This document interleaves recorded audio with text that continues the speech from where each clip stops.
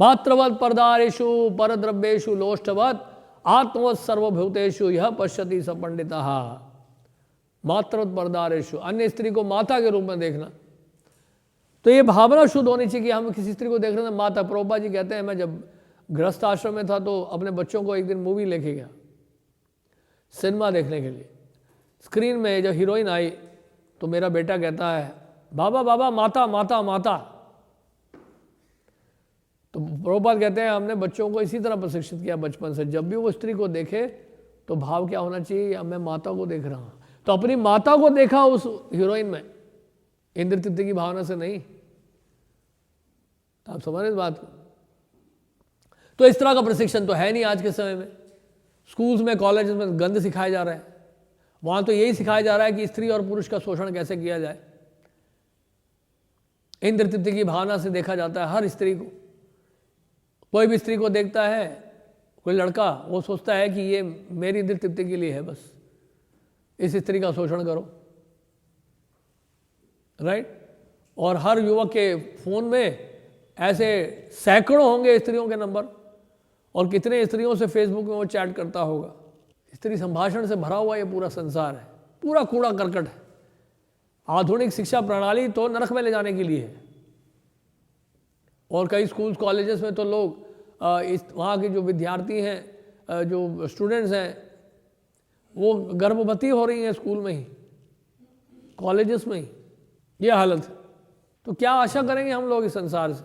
और ये लोग जा भविष्य में हमारे नेता बनेंगे, अभिनेता बनेंगे। अभिनेता तो बन सकते हैं, नेता भी बन सकते हैं इस देश में।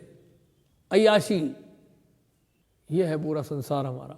आधुनिक शिक्षा जो प्रणाली है वो टोटल फेलियर है। वो केवल कैरेक्टरलेस और ऐसे जो लोग हैं जिनका कोई चरित्र नहीं है, चरित्रहीन लोगों को आगे बढ़ावा दिया जा रहा है समाज में शिक्षा प्रणाली के द्वारा। आजकल के बच्चे ड्रग्स ले रहे हैं, नेटफ्लिक्स पे मूवी देख रहे हैं, स्त्री संभाषण कर रहे हैं, सबने 2-2, 3-3 गर्लफ्रेंड्स रखी हुई हैं, लिव इन कर रहे हैं, एक साथ रह रहे हैं। यहीं पे मंदिर के पास ही गढ़ी में एक कॉलोनी है, एक गली है जहाँ पर लिव इन का प्रिंसिपल चल रहा है। घरों में ही, फ्लैट में को एजुकेशन के नाम पर फ्री मिक्सिंग हो रही है। यह है हालत इस संसार की। नर्क जाने की तैयारी करवाई जा रही है स्कूल्स और कॉलेजेस में। इसी को पढ़ाई कहते हैं। ऐसे पढ़ाई करने से तो अच्छा है अनपढ़ रहो, अनपढ़ गवार रहो और भजन करो, वो ज़्यादा अच्छा है। पढ़ लिख कर नरक में जाने से क्या फ़ायदा, राइट। नहीं तो यमदूत तो है, बड़ा भयानक दंड देते हैं, बाप रे बाप। जैसे जनक महाराज जब वैकुंठ के लिए प्रस्थान कर रहे थे तो वहाँ गए नरक में देखने के लिए कि क्या यातनाएं दी जा रही हैं इन पापियों को। काठ की पुतली से आलिंगन कराया जा रहा था एक व्यक्ति को, पीछे से लोहे की सलाखें जो है उसके शरीर में जो है मारा जा रहा था, गरम गरम लोहे की सलाखें। यमराज जी से पूछा कि इसको क्या दंड दिया, क्यों इतना दंड दिया जा रहा है, इसने क्या पाप किया है? यमराज जी ने कहा इसने अवैध संबंध रखा था, अगले जन्म में ये सूर बनेगा। कहना नहीं चाहिए यहाँ, लेकिन वास्तव में ये बात सच है। अवैध संबंध के कारण है, ये अवैध संघ के कारण ही ये सब जो है जन्म लेता है। इस प्रकार का भाव, इस प्रकार की चेतना बहुत दूषित होता है। ऐसे में मन, चेतना हमारी अशुद्ध होती है। तो इसलिए हम लोगों को बहुत सावधान रहना चाहिए। हम चैतन्य महाप्रभु की कृपा से, श्रील प्रभुपाद जी की कृपा से एक बहुत अच्छे आंदोलन में आए हैं, और प्रभुपाद जी ने बहुत कठोर तपस्या करके इस आंदोलन का खड़ा किया है।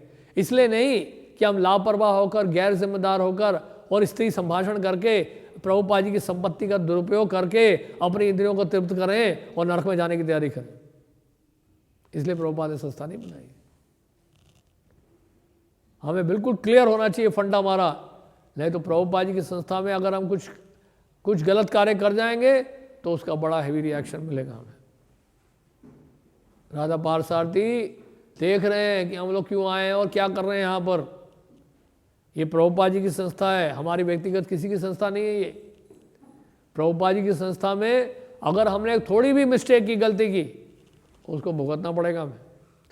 कई बार लोग सोचते हैं हम तो इस्कॉन में हमें कुछ नहीं होगा। कई बार कई लोगों का ये भी गलत विचार है, क्योंकि इस्कॉन में रहेंगे तो डिस्काउंट है और हम कुछ भी कर लेंगे तो धाम चले जाएंगे। नहीं जी, ऐसा नहीं है। सारे वैष्णव नियम, वैष्णव सिद्धांत यहाँ भी लागू होते हैं जितना कि बाहर।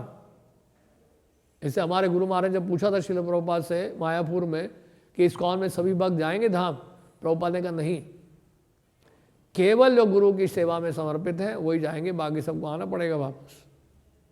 तो ऐसा कुछ नहीं है कि हम इस्कॉन में हैं तो सब लोग धाम में चले जाएंगे। इसलिए क्योंकि अगर हम नियमों का उल्लंघन करेंगे तो एकदम से जाएंगे, कोई गारंटी नहीं है।